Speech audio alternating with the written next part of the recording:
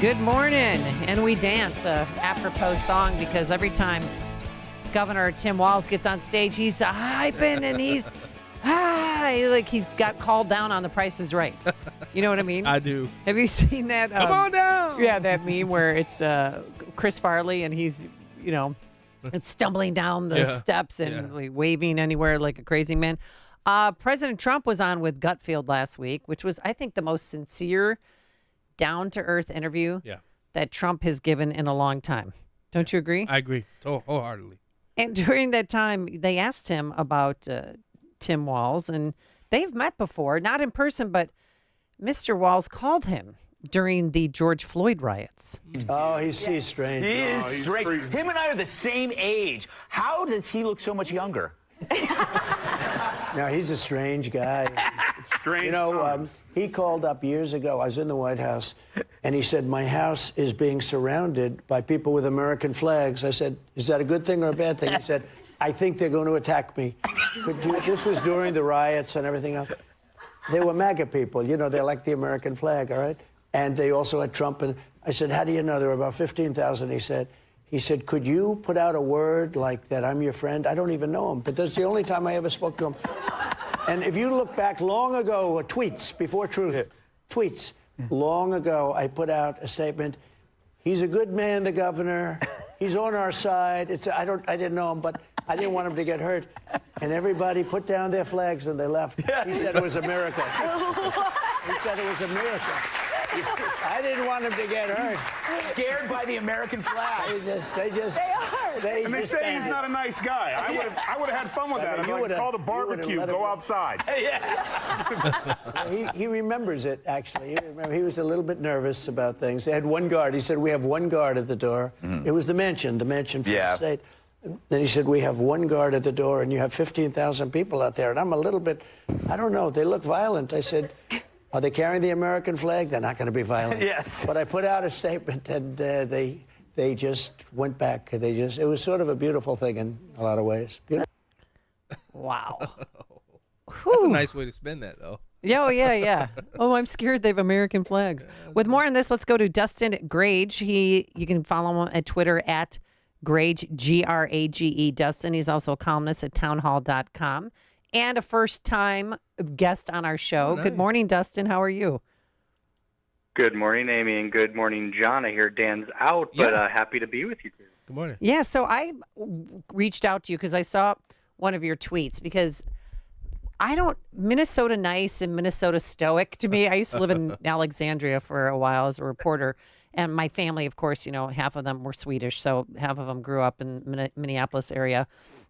I don't recall, well, you had Jesse Ventura, but Tim Walz, is that normal behavior when he gets on stage and is like hyperventilating and waving like crazy? Oh, gosh, no, not to this degree. I mean, you could see a little bit of that personality come through in some of his more, exciting speeches. Go back to 2018 when he beat Jeff Johnson for his first gubernatorial run. He's, a pretty excited guy. Got his hands throwing a little bit, but, I think I counted maybe 5 hand fists throughout the entire speech. And he was a much bigger guy at the time. And we all, of course, know Gwen Walz, his wife, which is the one who actually more brought a lot of this stuff back up to the top of the feeds for everyone, or turn the page bit right there that we saw the other week. And absolutely no movement from her whatsoever in that acceptance speech when I went to go look it over again. And this is probably the most exciting moment of their lives to this point. There's really not much going on there. They're not running up the stage, they're not flailing around, not really changing their voice or anything. It's just kind of pretty normal, kind of Minnesota feel, whole heart Minnesota vibes. You just don't get that now with this current run. And you just kind of look at these people, and I mean, kind of goes back really to when he first started. And what I've always kind of accumulated Tim Walz to be is a political chameleon. He'll be whatever you want him to be at whatever point you want him to be at. And he will just change with the times. And even going back to his first run for governor, he would switch on a lot of the stuff. He used to represent a conservative district. He was an A-rated NRA member. Now he's got straight Fs across the board. They absolutely hate him because he flipped on absolutely everything he did. And why was that so? Well, if you go back, it's because he represented that conservative district, and then he had to go run for governor one day. Well, you can't be a pro-gun governor when you're running in a Democrat state like this. You have to switch your position. And when he was addressed, a lot of these issues, whether it was single-payer health care, the NRA in his 2A position, so on and so forth, he would just flip on them because his statement on that was, well, as culture changes and as society changes, my views change. Well, that's just his political views, but it turns out that the mannerisms actually have to change quite a bit too, because this is not the same dude that we were seeing before. And kind of to what President Trump was relaying there with that phone call in regards to the American flags, which is also funny because he originally was at that mansion. He, quote unquote, didn't feel safe about American flags in the street. So they actually went back to the legislature and said, we need to update the mansion, we need to update the security, so on and so forth. So they actually put him in a new place. He's not in the mansion right now. A lot of people don't realize this.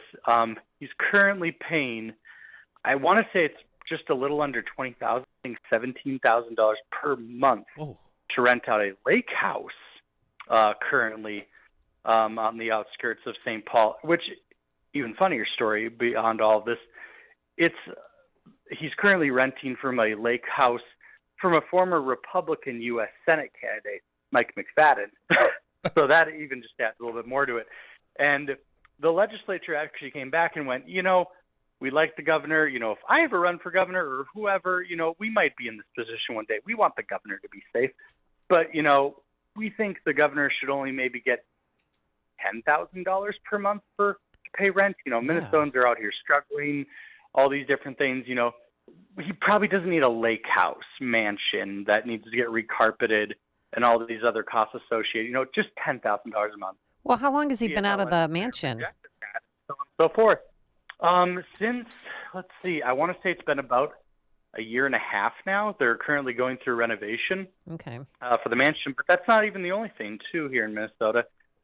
Since Democrats have a trifecta control, they also are updating the House building there, too, which that renovation is going to end up costing more than rebuilding the entire Empire State Building over again. The cost is astronomical, and that's just Democrats here in the state. But kind of going back to his mannerisms and the methods in which he will go to kind of just live like a king, and all these things, so on and so forth. But yeah, it's quite something, Tim Walz. And as I'm sure you might know, kind of being from Alexandria at one point, how great is it that this guy's finally on the national stage, that a Democrat from Minnesota is on the national stage, and they finally get to get put under a magnifying glass, because the Minnesota media doesn't cover any of this, that's for sure. Otherwise, people would know about this. Well, when he ran for governor again, on Twitter, when he ran for second term for governor, he didn't even have a debate. And there's a VP debate 1 week from tonight. Yeah. So how do you think he's going to fare? So that's going to be an interesting one. I mean, I will say, Walz, he's a good communicator. He really, truly is a good communicator. Now, the problem he has is he does have a temper. And that temper can come out when, you actually nail him on something and you get him going. And the great part about Tim Walz is that his record is absolutely atrocious. And he gets very offended when people point out this stuff to him. Example, if you go back to the Farm Fest forum, not a debate, a forum, the crowd ended up actually booing him in the middle of the forum because he was trying to defend his record on COVID. Now try to go defend your record on COVID with all these lockdowns, all of the mandates, to a bunch of farmers in northwest Minnesota. No, that's not going to play. They booed him right off the stage, basically. He took one question after the forum was done, and then he abandoned Farm Fest, and he actually ended up skipping Farm Fest this last year. He's the first governor, to my knowledge, of this century that has outright skipped Farm Fest. He's also the first governor of this century to skip fishing opener. And ooh, that's a big one. Yeah, he only ended up. Right up in that Alexandria. Yes, it's area. huge. Huge one. And even the state fair. He was on pace to be the first governor to skip the state fair this year. He ended up showing for a grand total of 47 minutes, if my math was correct on that one. But yeah, there was a tweet relaying when he entered and tweet relaying when he ended, and it ended up being roughly 47 minutes. Wow. So that's the total in which he's just kind of been absent, and it just goes to show with the polling. Before he entered the race, Kamala Harris actually had a big bump from Biden in this state, which was a little surprising to me, but she ended up coming 10 points ahead after that first poll came out when it was just her and not Biden. Mm-hmm. Since Tim Walz has entered the race, we've seen a 7-point lead, a 5-point lead, and a 5-point lead followed by a 4-point lead. Wow. So there's actually quite the turn here in Minnesota since Walz has entered on the ticket.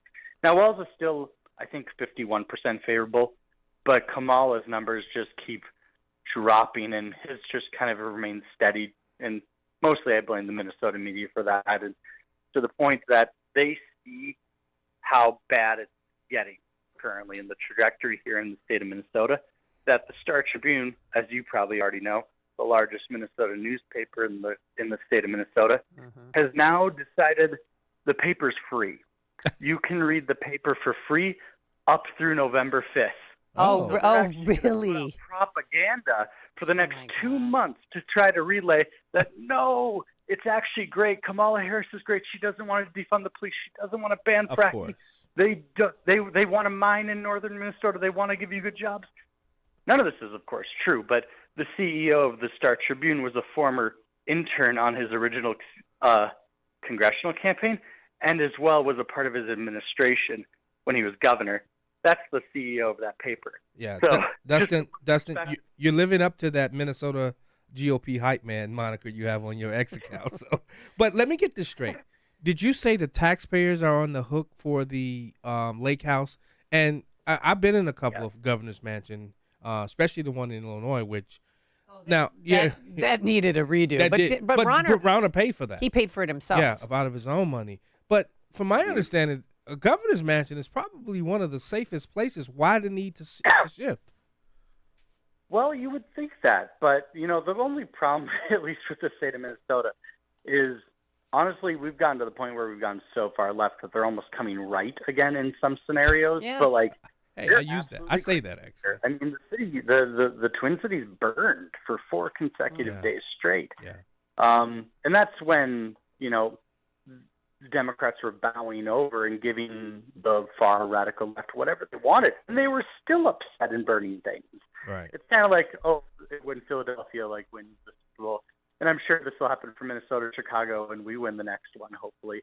It's still going to burn down, right. whether we win or lose. But that's kind of the hysteria with the left here, and ultimately, the left kind of hates the Democrats when they don't go far left enough. Yeah. And it's just absolutely crazy. And, peaceful Republicans outside the mansion just holding American flags apparently is more dangerous than burning cities, because his wife, Glenn Walz, of course, has to open the window to remind her of the burning tires aroma. That was the to remind her of the moment. That wasn't scary, but American flags. Well, Dustin, we don't have that much time, but you wrote an article about the extremism of Harris Walz as far as abortion.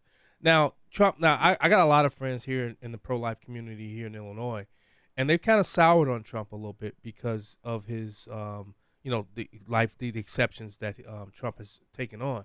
How does Trump repair that breach and win back over those pro-lifers?